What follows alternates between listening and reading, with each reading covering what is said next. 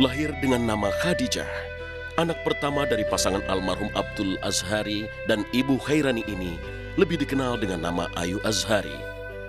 Besar dan tumbuh dalam kehangatan keluarga yang harmonis, ia dahulu punya segudang cita-cita. Waktu lahir orang tuaku kasih nama aku Khadijah dan ayahku namanya almarhum Haji Abdul Azhari. Jadi kita pakai nama keluarga dari nama Bapak Azhari. Kenapa dikasih nama Khadijah? Karena ibuku waktu hamil itu mimpi yang sangat spiritual sekali. Konon dia bermimpi ziarah ke makam Rasulullah gitu. Terus ibuku cerita ke almarhum ayah, katanya, wah kalau anaknya lelaki kita kasih nama Muhammad katanya. Terus waktu udah hamil besar mimpi lagi ibuku melihat satu tokoh sejarah Islam lah gitu ya, namanya siapa gitu, Sayyidina Ali atau siapa. Terus ibuku pikir kenapa ya gitu. Terus lahir ternyata perempuan, akhirnya dikasih nama Khadijah. Aku lahir di Jakarta 19 November tahun 71 itu di rumah sakit apa tuh, Taman Puring Muhammadiyah. Zaman dulu sekali ibuku cerita, di situ lahirnya. Anak pertama dari 8 bersaudara. Aku nomor 1, anak pertama ya, nomor 1, nomor 2 Rahel, nomor 3 Ibra, nomor 4 Abdu, nomor 5 Hajar, Tia, nomor 6 Rahma Sarah, kemudian Rahma, yang bungsu Lukman. Aku seperti anak gadis kecil lainnya ya, yang explore, dan orang tuaku tidak mengkondisikan aku untuk menjadi siapapun, tetapi menjadi diriku sendiri. Ketika kecil, Ayu Azhari punya sifat suka berbagi. Ia juga kerap dididik sang ibu untuk menjadi wanita yang sesungguhnya, pandai memasak, mengatur rumah, sampai mengatur uang belanja. Kebetulan orang tuaku selalu membiasakan kami untuk mandiri ya. Selalu ibuku almarhumah itu mengajarkan hal-hal keputrian, kemudian yang islami gitu, yang bersih, yang gimana gitu. Jadi kebetulan aku tinggal di Pasar Minggu, lingkungannya masih banyak orang-orang asli dari kampung situ yang mungkin beda latar belakang pengarahan orang tuanya. Nah, aku bimbing mereka kalau mereka korengan atau apa, aku minta sama ibuku obat gitu dibawa, terus ada vitamin aku bilang kasih gitu. Jadi selalu berbagi, aku senang berbagi dan membantu gitu. Kita punya pembantu, tetapi selalu orang tua kami mengajarkan kami untuk membersihkan rumah, untuk membantu mencuci piring atau belajar membersihkan taman gitu. Aku ada satu hal dikasih tanggung jawab untuk belanja. Jadi dikasih uangnya gitu ya, terus dikasih listnya, udah belanja. Jadi dari kecil aku dikasih tanggung jawab untuk mengatur uang. Jadi ibuku bilang ini pegang, bapakku juga bilang ke sana gitu. Jadi aku pintar sekali mengatur itu gitu. Alhamdulillah. Aku dulu waktu kecil ingat punya taman di samping rumah, cantik sekali tamannya. Bunga bermacam-macam bunga gitu ya, sampai ibuku tuh kalau buka jendela, Masya Allah tamannya Dija bagus sekali, semua tetangga kalau datang itu taman siapa, bagus sekali gitu. Aku nggak pernah lupa.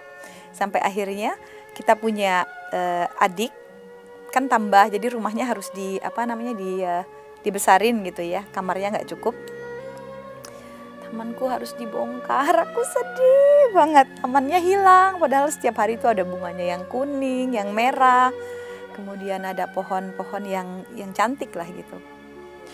Mendukung ya, aku bilang aku setelah lulus SMA aku nggak mau kuliah dulu, mau main film silakan.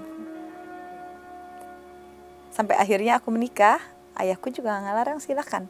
Dalam hidup itu ada namanya interlude kata dia, ada namanya apa gitu, jadi ini baru the beginning of your life.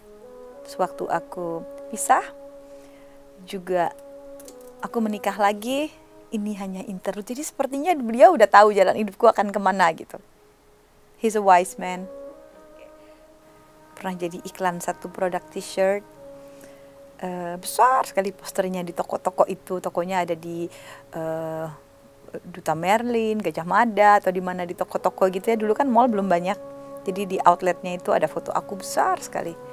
Banyak anak kecil seneng sama aku, dipikir aku bawa coklat karena mereka lihat iklan itu kan aku pegang coklat.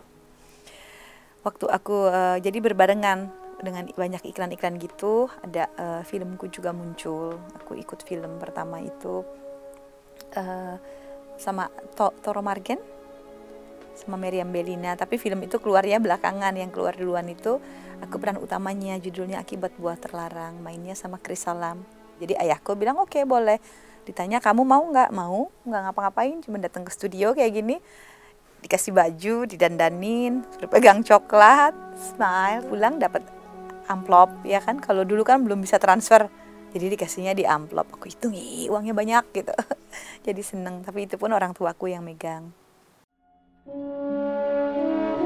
Selain dikenal sebagai tokoh dan intelektual, almarhum Abdul Azhari sesungguhnya juga mewariskan darah seni pada Ayu. Ayahku lahir di Pangkal Pinang, namanya Abdullah Azhari.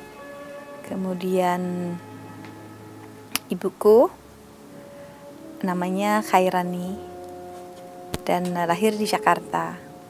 Ada bapakku dari kecil dia main musik ya, biola ya. Keluarga kami di Bangka itu punya grup kayak, mungkin kalau di kampung namanya orkes gitu ya.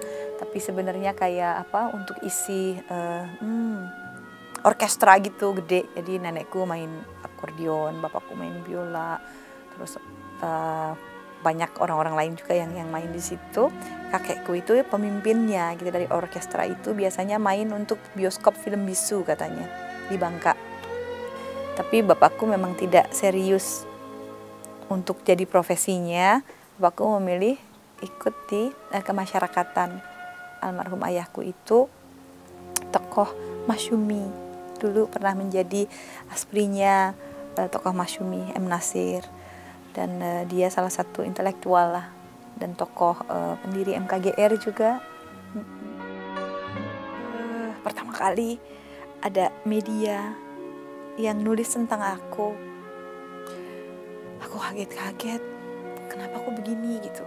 Aku itulah, katanya, kamu nggak usah pikirkan orang itu akan saya panggil ke sini. Wartawannya dipanggil ke rumah.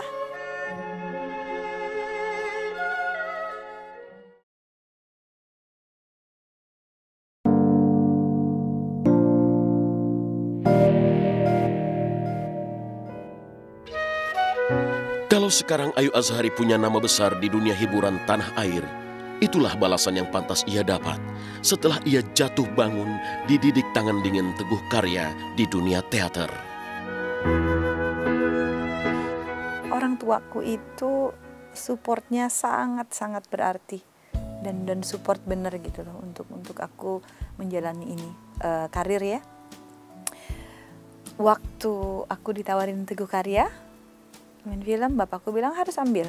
Aku bilang aduh berat, latihannya berat, susah, dan ini nggak apa-apa, kata dia, jalanin. Kalau mau jadi ya pemain yang apa dia bilangnya ya, handal gitu ya, harus ikut Teguh Karya, katanya. Kamu diundang dan diminta main, beruntung, kata dia. Seriuskan gitu. Aku seriusin aja, dan aku main film Ibunda. Kemudian ikut teaternya juga, dan selama ikut proses di situ berat sekali, dan aku tuh hampir udah nggak mau lagi gitu. Tapi aku simpen aja sendiri. Aku cerita ke ibuku, almarhumah Mami. Aku ingat aku nyetir mobil, ibuku di sebelah bilang, itulah pohon kalau mau tumbuh subur kan harus dikasih pupuk. Pupuknya kan kotor, baunya nggak enak, kata dia. Tapi itulah yang bikin pohon itu jadi subur dan bisa tumbuh dan punya buah yang banyak gitu. Ibuku walaupun mungkin pendidikannya nggak tinggi, tetapi dia sangat bijaksana dan pintar sekali gitu. Banyak hal, apalagi proses dibimbing sama Pak Teguh itu nggak inilah, nggak apa namanya, bukan sesuatu yang enak, bukan dimanja-manja gitu. Jadi banyak pengalaman yang aku dapat di situ, walaupun nggak lama, tetapi berguna dan menjadi bekal gitu loh. Jadi kesuksesan seseorang itu bukan diukur dari kecantikannya ataupun penghasilannya, tetapi dari mana dia bisa menghadapi persoalan dan menyelesaikannya. Menurut aku kayak gitu. Dan waktu aku main film pun pertama banyak dari keluarga ibuku yang tidak setuju dan komplain gitu. Kenapa anak perempuan gitu dilepas gitu? Kenapa harus muncul di media? Kenapa harus ada di TV, ada di bioskop gitu? Ayahku cuman bilang apa? Setiap manusia lahir ada jalan hidupnya. Biarkan dia tumbuh dan berkembang sampai mencapai mengenal dirinya sendiri gitu. Dan menjadi sesuatu yang memang dilewati dengan memang dirinya gitu. Jadi ayahku nggak pernah khawatir jadi bintang film, dengan gosip, dengan apa, nggak apa-apa. Itu hanya batu loncatan saja. Ayah yakin kamu akan menjadi sesuatu yang lebih baik dari itu. Meski pro dan kontra itu ada, kehadiran Ayu di dunia film benar-benar tidak disangka orang. Di balik kepolosannya, ternyata ia punya bakat besar yang terpendam. Film pertamaku itu syutingnya tahun 84 akhir, tapi rilisnya 85. Akibat Buah Terlarang dengan Bercinta Dalam Badai, tapi yang lebih filmku itu Akibat Buah Terlarang. Pertama kali syuting di lokasi itu aku udah syuting sama best actress yang lagi gres-gresnya gitu. Ya banyak hal yang aku hadapi, tetapi alhamdulillah aku nggak ada, aku bisa merombak tembok psikologis antara aku sama Mer sama orang-orang lain yang sukses gitu. Aku nggak punya gap gitu. Aku punya biasa-biasa aja gitu. Aku mau belajar dan aku konsisten dan fokus ke situ. Jadi aku nggak kaget gitu loh. Film pertama saya sama Ayu judulnya Virgin tahun 2001. Saya sebenarnya nggak deket sama Ayu awalnya kan. Terus tiba-tiba dia telepon saya. Terus dia bilang, aku Ayu. Aku dari Pak Teguh, dikasih tahu suruh ngubungin Mas Hani katanya gitu. Aku bilang, loh tiba-tiba Ayu telepon gitu kan. Nah mulai saat itu aku kenal deket sama dia. Maksudnya kenal terus kita banyak ngomong. Maksudnya kerjanya juga total dan orangnya gampang buat saya. Sehingga saya tarik di Virgin. Tapi dia menghayati langsung. Dia sudah ada di situ ketika aku ngomong konsepnya itu. Terus gimana, bagus nggak Yuk? Bagus. Bagusnya itu feeling aku. Dia sudah merasa aku bisa main dengan bagus di situ. Ketika saya syuting klip gitu, adegannya dia jadi ibu dari 3 orang anak yang semuanya miskin gitu. Tiba-tiba dia menangis dan kayak ngambek gitu. Aku pikir ini ngambek ini, udah mulai penyakit muncul nih, aku bilang gitu kan. Terus kenapa? Kamu marah Yuk? Aku bilang gitu. Ya dia, kamu marah. Ini semua syuting jadi nggak enak nih kalau kamu marah. Enggak, aku nggak marah, dia bilang gitu. Ternyata dia lagi menghayatinya sangat gitu. Dan itu menjadi dirinya banget. Saya melihat sosok Ayu, kamu masih profesional di situ. Aku belum bisa suruh reading gitu pertama kali. Ya aku karena awam dan nggak pernah mencoba, ya aku bacanya seperti orang awam baca dialog. Semua pada ketawa dan bengong aja. Tapi terus produsernya bilang, nggak apa-apa, ini bisa bagus karena di foto gitu dia yakin banget. Padahal sutradara dan pemain lain semua, waduh gimana nih, belum bisa gitu. Ternyata di lokasi syuting jalan lancar ya, alhamdulillah. Pertama kali diwawancara itu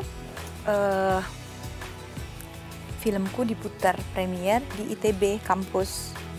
Aku bingung mau diwawancara sama TVRI, dulu belum ada infotainment ya. Terus Tante Ida Kusuma mendengar. Ada kata-kata kebetulan aja. Dia bilang, kamu nggak kebetulan, kamu berbakat katanya. Kamu mencoba, ternyata kamu ada bakat dan kembangkan. Jadi sebenarnya kebetulan itu semua tidak ada kebetulan. Dia seorang yang alami gitu ya, maksudnya gampang menyesuaikan. Dari pengalaman saya gitu, ngederek gitu kan.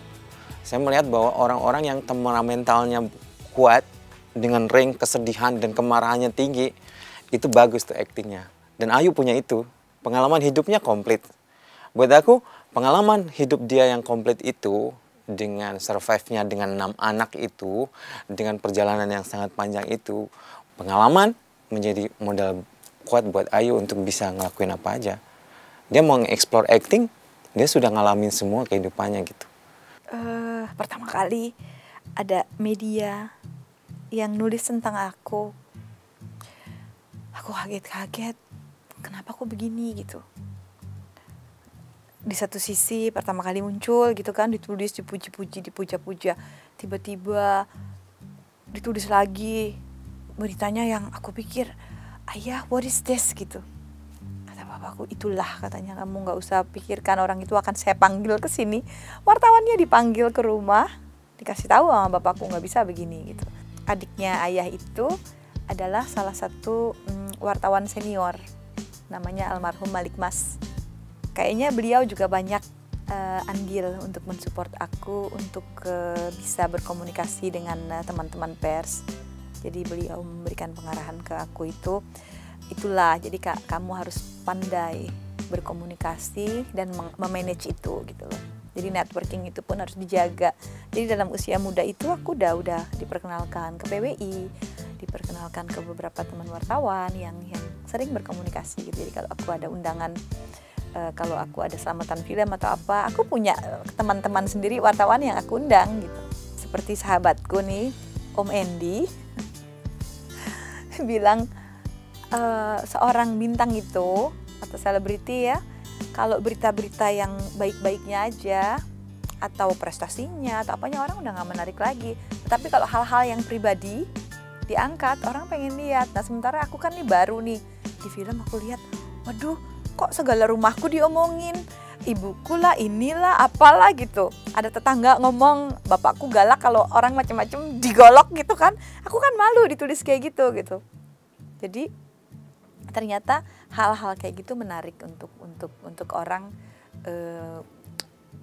membaca ataupun pingin tahu.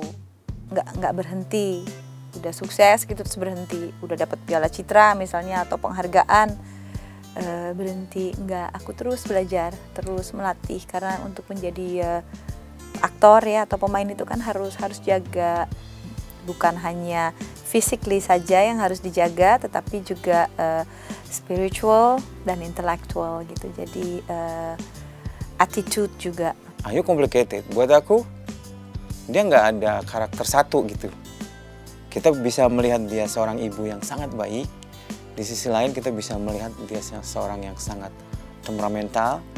Di titik lain kita bisa melihat dia seorang banyak. Buat aku dimensinya sangat banyak dia. Sempet waktu kecil gitu, hey, don't fight with your brother, he's not my brother. Aku langsung, waduh siapa yang ngajarin gitu, he's not my brother.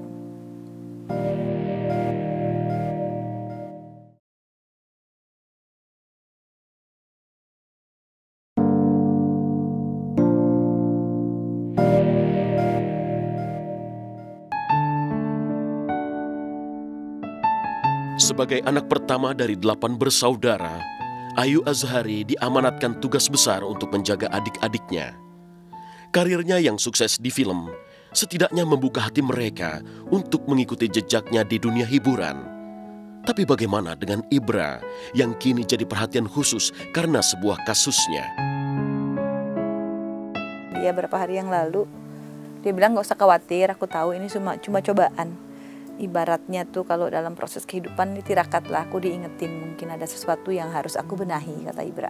Jadi alhamdulillah dia dalam keadaan yang baik-baik, sabar dan menerima, menyadari bahwa ini adalah proses dalam kehidupannya untuk seperti tirakat lah gitu, fokus mungkin untuk keibadah dan memperbaiki diri. Rahel sangat seniman orangnya ya, baik hati dan terbuka gitu loh. Sarah dia lebih memilih untuk belajar, kuliah gitu. Dia senang untuk pendidikan, untuk dirinya ya. Rahma lebih ke musik. Ibra lebih bisnis. Dia kan graduate-nya itu untuk ekonomi ya. Jadi lebih ke bisnis. Sarah misalnya pertama kali itu main film juga. Karena aku syuting di Parkit Film dulu kan, Multivision. Sering tahu dan ketemu akhirnya Sarah juga pertama kali main film dengan sutradara yang aku kenal baik gitu. Jadi memang ada juga unsur karena adikku dan sering ketemu dan udah kenal gitu. Kemudian Rahmah juga gitu, aku yang nyaranin ke sutradaranya, why don't you take Rahmah, for that little part. Aku bilang sama Rahmah, kenapa nggak usah pakai Azhari. Rahmah kan namanya Rahmah Syahidah, kamu pakai aja Syahidah gitu. Di film itu dia namanya Syahidah dan semua orang nggak ada yang tahu itu adikku, tapi semua orang suka dengan karakternya Rahmah di film itu. Ayu Azhari sebenarnya menyadari talenta yang dimiliki keluarganya di bidang seni. Sayangnya, kesibukan masing-masing belum memberi mereka kesempatan untuk merilis sebuah single. Masing-masing punya talent. Kayak Rahma bakat sekali sebenarnya untuk acting ya, tapi mungkin belum diseriusin. Sarah juga dia punya suara yang bagus dan mungkin Sarah lebih musikal ya, very musical. Jadi arahnya lebih ke situ. I don't really listen to that type of music, but I have heard it. My mom asked me how it is. Of course I say it's good, but it's not me to judge. It's for the other people, the people who should buy it. Pada seorang mic drum, hidup Ayu Azhari kini bersandar. 8 tahun membina rumah tangga bersamanya, kehidupan perkawinan mereka semakin matang. Aktivitas Mike yang padat menjelajahi banyak belahan dunia tidak membuat hubungannya dengan Ayu juga seluruh anak-anaknya menjadi renggang. Yang aku senang itu, aku menikah 3 kali. Dari pertama aku punya anak 1, kedua aku punya anak 3.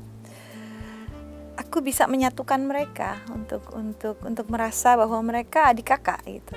Walaupun prosesnya tuh nggak gampang. Sempet waktu kecil gitu, hey, don't fight with your brother. He's not my brother.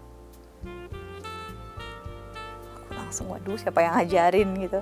He's not my brother. He's not my blood. I'm only coming from you, but this is from my dad. Jadi aku bingung gimana. Aku berdoa aja. Yang jelas itu Allah selalu mengabulkan doa setiap hambanya. Alhamdulillah anak-anakku bersatu, kompak gitu. Suamiku Mike, aku punya anak 2 dari dia, ada Isabel dan Lenan. Ya alhamdulillah Mike penuh pengertian, bisa menerima anak-anakku yang lain. Keempatnya menempatkan diri sebagai ayah di rumah untuk anak-anakku yang lain. Itu pun prosesnya panjang, nggak gampang ya, karena kan banyak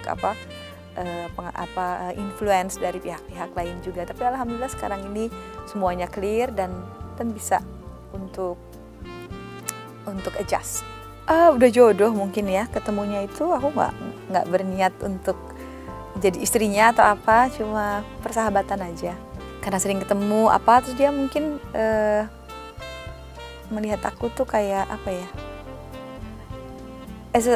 dia ngeliat aku punya anak 4, aku kerja, aku tegar gitu. Aku masih bisa membagi mana hiburan, mana tanggung jawab, mana bekerja gitu. Jadi dia kagum, dia bilang, dia meminta aku untuk jadi istrinya. Jadi Mike sudah tahun kedua punya permanent resident untuk di Indonesia, jadi udah tinggal di Indonesia. Tetapi memang untuk balance, untuk karir beliau juga, dia harus ambil pekerjaan di luar. Sekarang ini, Oktober, Mike ada European Tour. Sekarang Isabel sudah sekolah di Jakarta, dan Nenek pun udah sekolah, jadi aku nggak bisa bawa anak-anak nyusul ke sana. Jadi kita seperti keluarga lainnya, kita prioritaskan untuk keluarga dan anak-anak. Aku pengen anak-anakku itu bisa menjadi pejuang-pejuang.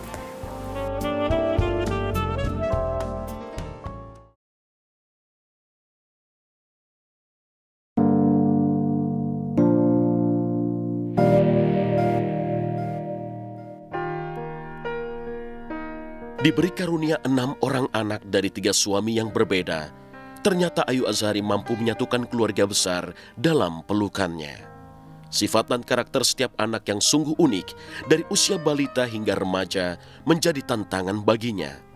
Itulah kekuatan Ayu Azhari yang tampil sebagai seorang ibu luar biasa dengan segala permasalahannya.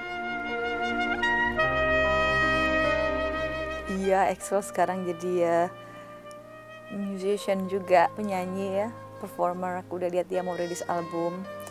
Kemudian Sean juga ada bakatnya, dia belajar. Aduh. Tapi mau dibilang apa? Ternyata dia bisa bikin tato artist. Mom, I wanna try to be a tattoo artist, kata dia. Tanya bapakmu. Terus aku tanya bapaknya, nggak tahu, aku nggak ikutan, itu kan bukan pekerjaan yang sunnah katanya. Jadi aku nggak mau komentar, kata dia. Tapi aku bilang sama Yusuf, let him be, biar dia coba. Jadi kalau di kamar lagi bikin latihan tato itu kayak di kulit jeruk. Terus aku lihat di Facebooknya ada temen-temennya yang ditato. Aku bilang, Shan, itu nggak sunnah loh. Iya mam, aku cuma nyoba doang, tapi kok bagus ya, kata dia. Aku nggak larang, tapi ya biarkan mereka berkembang. Kemudian Sulaiman Atik, dia main bola, sports ya, bagus. Kemudian datang ke Indonesia, sekarang ada tawaran untuk main film. Ada beberapa program, jadi ada bakatnya sendiri-sendiri. Mariam juga di pesantren, nanti tanggal 28 diundang fashion show. Membiarkan anak-anak berkembang sesuai dengan arahnya yang baik. Tugas saya di sini itu ya membatasi kalau kelewatan atau hal-hal yang nggak baik ya di stop gitu. It's actually pretty easy because you don't need to say anything in front of camera. You just need to do stuff. Like, just do what you're told and just listen and not fuss about it. Don't need to complain about everything. To sing well, to sing from your tummy, to act well, to organize, to be organized, a person, you can be better when you're older. So that helps when you're acting. Anakku yang besar, karena dia ikut tablik kan, yang dakwah itu. Mam, aku udah menikah sama istriku. Udah menikah sama Mira. Oh ya, bagus, aku kaget juga. Dia bilang dia udah menikah, tapi kan Mira masih muda sekali, masih sekolah. Iya, menikah, tapi nanti setelah Mira lulus, aku mau undang ke Indonesia untuk menikah yang benernya gitu, yang di Pinang dan resmi, yang terdaftar. Oh iya, alhamdulillah. Jadi aku udah punya menantu. Menantunya masih umur 16 tahun. Karena kenapa? Karena aku nggak mau ngomong di Facebook atau Skype. Dia kan bukan muhrimku, jadi kami sudah menikah. Jadi dia nggak mau haram kalau ngomong gitu. Ya udah, nggak apa-apa, pilihan. Yang paling kaget kemarin Atik, Mom, can I get married? Aku kaget. What? Iya mam, dia nggak apa-apa, daripada pacaran dinikahin aja. Kan nggak boleh kalau udah akil balik itu berbicara atau kontak dengan yang bukan muhrimnya. Aku bilang, I don't know, you should ask your dad. Akhirnya waktu dia ngomong sama bapaknya, first of all dad, I'm gonna ask you, kata dia, can I get married? Bapaknya kaget dan ketawa. What? Katanya. Aku dengerin di sebelah, diem aja. Aku pikir, oh my god. Terus dia omongin lagi, enggak, aku cuma tanya aja kalau boleh. Umurnya baru 13 tahun.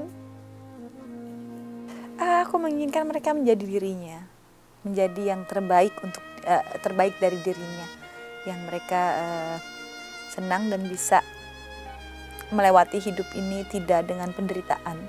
Karena hidup ini kan kalau mau dibilang menderita bisa, tetapi kalau kita bisa menerima dan terus berjalan sesuai dengan apa yang bisa kita lakukan, akan terjadi gitu. Aku pengen anak-anakku itu bisa menjadi pejuang-pejuang kebenaran lah, dan membawa kebaikan buat umat. Itu yang aku inginkan. Iyalah. Of course, my mom has a really hard life. She has a lot of things on her mind, but still she has time for all her children, to take care of the house, to pay the bills, and even have some spare time for the older ones, which is actually pretty nice. Sendirikah Ayu Azhari mendidik anak-anaknya? Apakah mereka kehilangan sosok seorang ayah? Sebenarnya nggak juga sih ya. Selama kami berpisah itu, tetap ayahnya itu ikut andil dan selalu menjadi bagian dari perkembangan anak-anak kami. Jadi perpisahan itu tidak membuat anak-anak jadi kehilangan ayah atau ibunya, tapi kita coba untuk sharing. Kayaknya aku paling susah main drama. Sukanya main komedi atau kayak gitu, tapi susah. Aku suka challenge kayak gitu aja. Yeah, she does. Yeah, she says like to like this when you sing, or you have to be like this when you act, or you have to be really organized when you or stuff.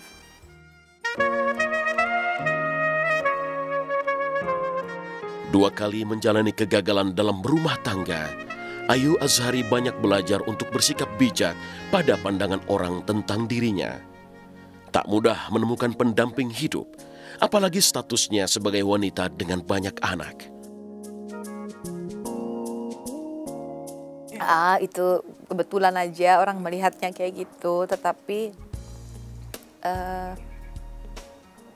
status aku juga kan waktu itu udah janda ya, nggak mungkin kalau anaknya juga udah banyak, jadi orang-orang tertentu saja yang bisa menerima itu. Nggak semua laki-laki bisa berhubungan dengan seorang wanita yang janda, ya kan janda namanya, punya anak keempat, itu kan bukan hal yang gampang, diperlukan mental yang kuat dan bisa bertanggung jawab secara at least financially, ya kan, secara finansial dibutuhkan laki-laki yang mau bertanggung jawab. Kemudian secara spiritually juga kan nggak setiap orang bisa menerima cuma ibunya aja tapi anaknya gimana gitu. Jadi aku ingat dulu pernah didekati oleh seorang duda orang Indonesia, hampir deket, tapi waktu dia ketemu aku dan ada anakku Excel, dia bilang aku nggak sanggup. Setelah itu pokoknya kita nggak pernah ketemu lagi dan dia menikah dengan orang lain yang memang lebih cocok.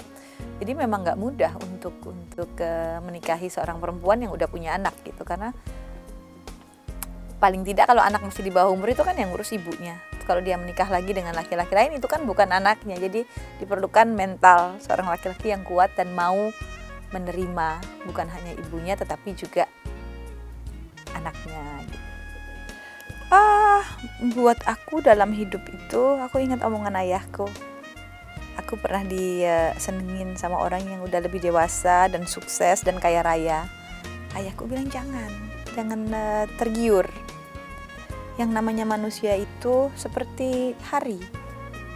Ada panas, ada hujan, dia akan berubah. Jadi kamu jangan tergantung kepada seseorang, jangan tergantung kepada makhluk, tetapi ikhtiar. Usaha, cari jati dirimu, cari kekuatanmu.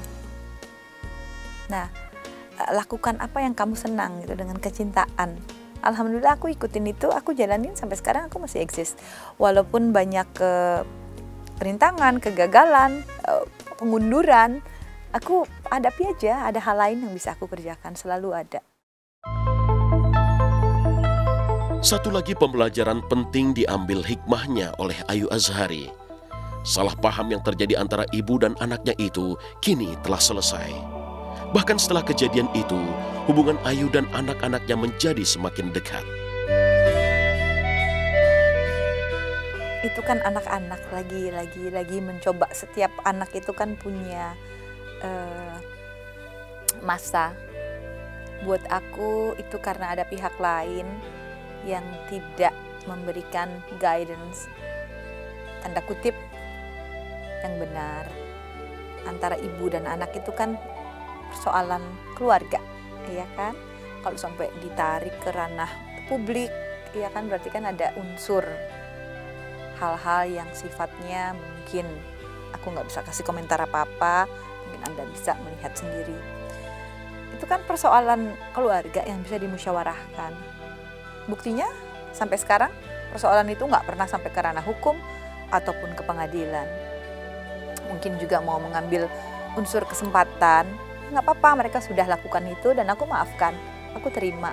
Buktinya anak-anakku sekarang menjadi lebih baik dan lebih respect sama aku karena kejadian itu. Kayak Axel datang ke aku bilang, "Mam," dia nangis karena doa mama dan keikhlasan mama terhadap aku nggak jadi batu katanya. Aku minta maaf ya, sungkan mama aku. Mungkin kalau mama marah atau mendoakan aku yang nggak baik, aku udah jadi batu, Mam, nangis dia. Aku kasihan, nggak apa-apa. Excel itu karena ada pihak lain, beri nasihat yang lain, namanya anak muda kan, nggak ngerti. Tapi alhamdulillah dengan kejadian itu, anak-anakku lebih kenal siapa aku. Aku tuh punya bakat Aku seneng nulis. Iya, aku lagi mau nulis buku kemarin tentang perempuan.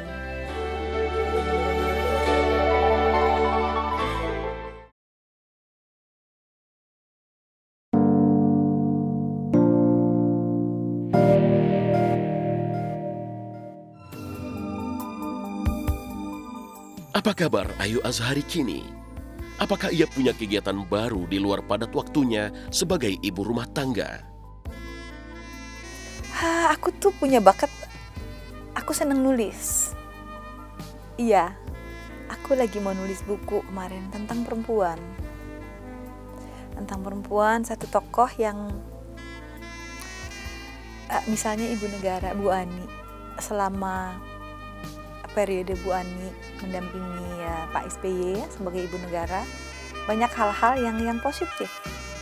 Itu pengen aku angkat dalam satu buku untuk semua perempuan Indonesia supaya punya motivasi untuk berbuat sesuatu. Aku sekarang ini sih masih nyanyi ya, dipanggil aku perform, ada rezeki alhamdulillah. Kemudian itu pun sesuatu yang harus aku pelajari terus ya. Aku kan dasarnya bukan penyanyi, tapi alhamdulillah bisa dipanggil di beberapa tempat ya, ada tour, lumayan rezeki.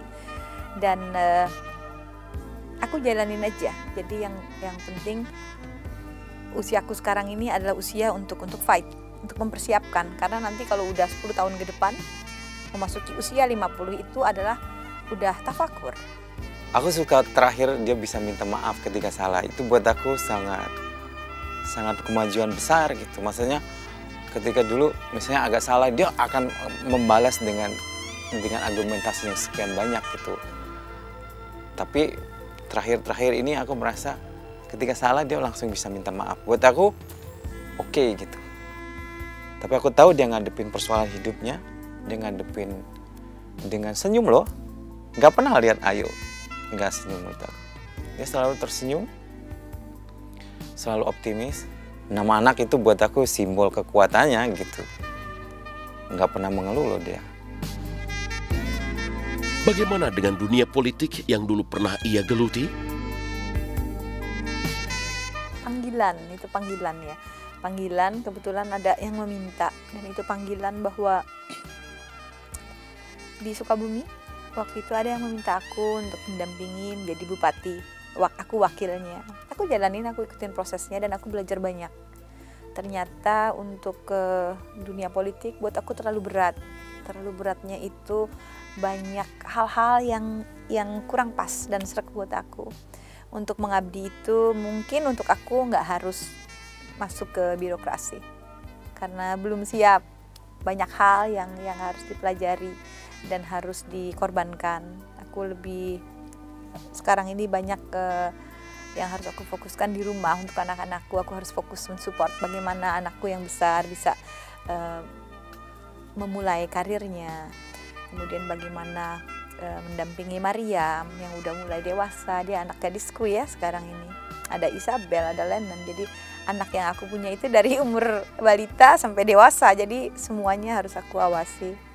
Dan Allah juga memberikan aku pintu lain untuk pekerjaan yang lebih baik dan lebih silent. Alhamdulillah lewat semua dan Allah memberikan pilihan lain. Ada hal lain yang lebih kurang fitnahnya gitu. Ya ada umurnya juga kan, ada prosesnya. Makanya aku sekarang mau dampingin anakku supaya mereka bisa memulai kehidupannya. Ada yang mulai dia mau ngeluarin album dulu, ya udah nggak apa-apa. Untuk jadi penyanyi atau musisi, mungkin untuk membuka. Jadi sebagai kalau ayahku bilang jadi artis kamu tuh batu loncatan aja, nanti ada hal lain yang lebih baik dan lebih itulah kamu gitu. Jadi aku jalanin, anakku mau jadi musisi, mau perform, silakan, aku support aja. Sekarang bagaimana supaya mengayomi mereka, membimbing mereka, supaya aku bisa menjadi sesuatu yang bermanfaat buat mereka.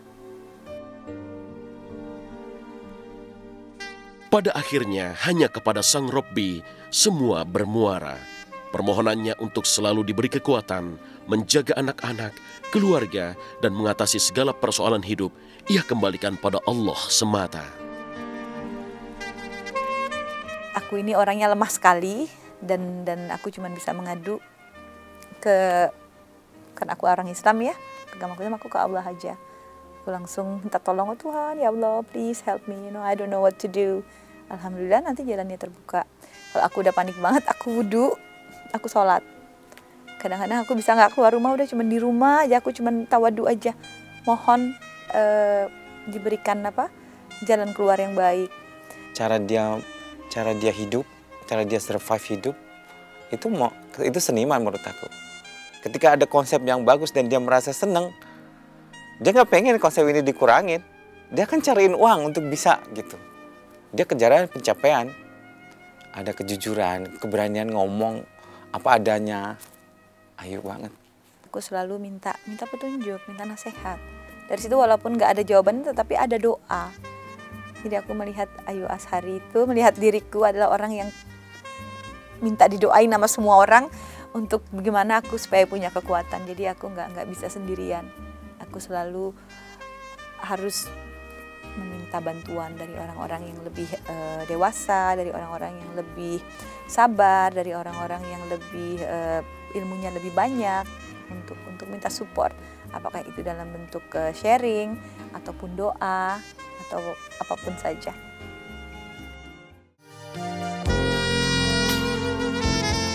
Kala hatinya begitu tenang, seluruh masalah bisa jadi ia lakoni dengan sabar. Pandangan negatif orang terhadap Ayu dan adik-adiknya yang berkesan selalu tampil seksi, ia terima dengan besar hati. Aku ingat pernah aku mengalami krisis itu waktu aku umur 20, 21, aku bingung, aku bukan anak-anak, aku bukan orang dewasa, aku dewasa bener juga belum, aku bingung gitu. Ayahku datang ke aku cuma bilang, sekarang ini yang penting bisa bertahan. Kalau seksi itu kan relatif ya, orang melihatnya dari segi mana. Kalau melihat aku seksi di film Putri Duyung misalnya, ya itu kan aku memerankan seorang Putri Duyung ya kan, pakai bajunya mungkin kemben dan baju ikan gitu. Ya orang ikan kan berenang di air masa pakai baju gitu, walaupun bajunya suit gitu kan, ketat, berarti kan seolah-olah itu badanku. Atau orang melihat aku di film-film yang aku main, itu kan relatif, itu kan karakter yang aku mainkan di peran itu. Tetapi aku ada juga film-film yang memerankan misalnya pakai kerudung, ada juga kayak Perkawinan Siti Jubaidah. Tapi orang terserah menilainya dari mana. Aku sih orangnya nggak mau munafik, nggak mau wah aku begini, nggak usah. Aku juga manusia biasa yang punya proses dalam menjalankan kehidupan, dan aku punya pilihan, dan aku yakin sesuai dengan perkembangannya pasti akan memutuskan sendiri apa yang baik buat aku dan tidak mengganggu orang. I think my mom is nice, she's helpful, she's caring, she's pretty. She's a good actress and singer, and I think she's perfect for both. Yeah, I would like to become like my mom, and I like to learn to sing and act and stuff. Mama, she's a great actor. She can really play the part really well. She's really good at drama. She's really smart, you know. She's just an outstanding actor to my eyes, you know. Di mata aku dia jago, bagus bisa main. Thank you, Mom, for letting me get here, for everything, for spending all the time for me, for taking me to school when I was little, doing everything for me, spending all the time for me. I love you, Mom. Akhirnya kami menikah dan sampai sekarang berjalan dengan alhamdulillah, tambah dia lebih mengerti aku, tambah soleh, dan mau belajar untuk nggak selalu pakai cara dia gitu, tapi pakai cara yang aku jalanin sehari-hari. Kebetulan aku kan Islam ya, Mike dari agama lain. Insya Allah tahun depan kita mau sama-sama pergi umroh, doain aja. Karena Mike itu kerjanya kan nggak di satu negara, tapi aku harus pulang ke Indonesia karena ibuku almarhumah sakit waktu itu. Jadi aku di sini, dan ternyata selama aku di sini terbukalah satu usaha lain yang sekarang ini kita bangun gitu, ada bisnis. Dan Mike juga lambat laun jadi dapat pekerjaan di sini lebih banyak, bukan untuk menyanyi saja tapi ada proyek-proyek lain yang kita kerjakan.